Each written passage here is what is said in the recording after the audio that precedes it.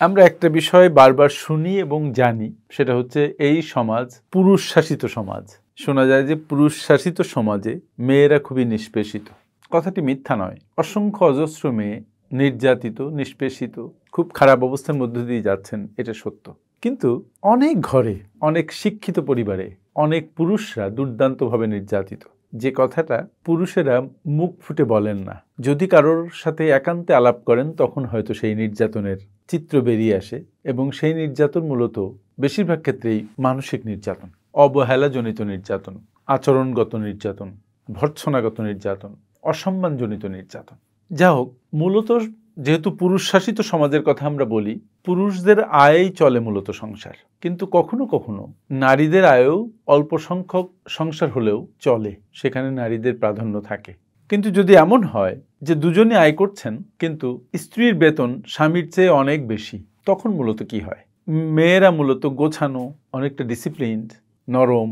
তো সেই ক্ষেত্রে যখন স্ত্রীরা বেশি আয় করছেন তখন সংসারে শান্তি বাড়ার কথা, যেহেতু সংসারে সমৃদ্ধি আসছে। তো এটা আসলে সংসারের জন্য ভালো হয় নাকি খারাপ হয়, এটা একটা প্রশ্ন।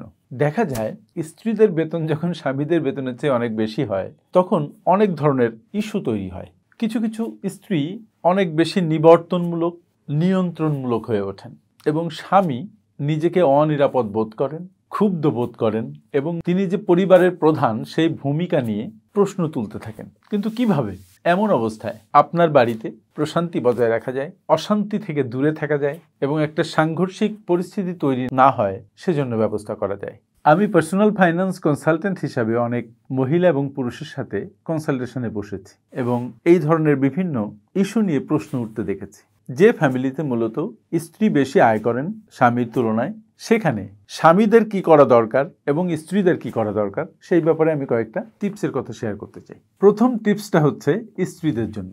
সবসময় আপনি আপনার স্বামীকে সম্মান করার চেষ্টা করুন। তিনি আপনার চেয়ে কম আয় করতে পারেন, কিন্তু তিনি সেই মানুষ যার সাথে আপনি ভালোবাসা এবং সম্মানের অঙ্গীকার করেছেন।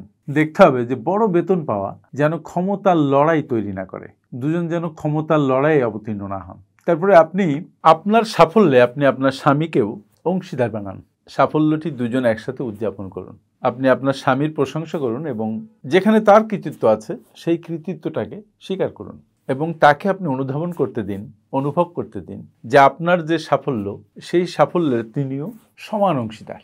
দেন আপনি কথায় কথায় আমার কথাটি ব্যবহার না করে আমরা কথাটি ব্যবহার করার প্র্যাকটিস করুন, সজ্ঞানে করুন। অর্থাৎ আপনি যা উপার্জন করেন তা আমাদের অর্থ এই হিসেবে উল্লেখ করুন, আমার অর্থ নয়। তার মানে আপনার যে আর্থিক সাফল্য, সেই আর্থিক সাফল্য যেন আপনার আর্থিক সাফল্য না হয়ে আপনাদের আর্থিক সাফল্য হয়। এবার স্বামীদের জন্য কয়েকটা পরামর্শ।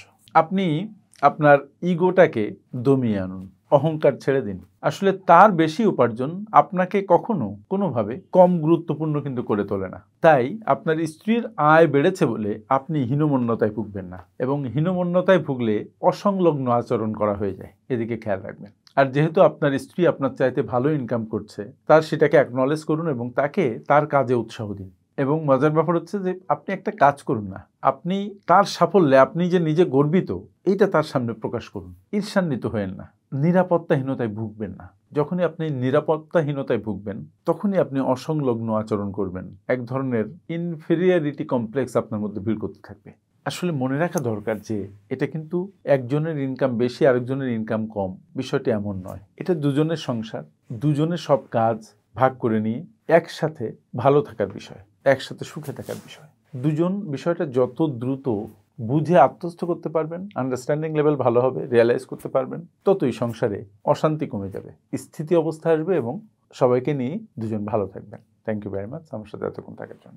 আপনারা যারা বিশ্বমানের project profile, company profile, project feasibility, market survey, business and marketing plan এবং ওয়েবসাইট তৈরি করতে চান, তারা আজই যোগাযোগ করুন আমাদের সাথে। Finpower Leadership International, a finance and business consulting farm.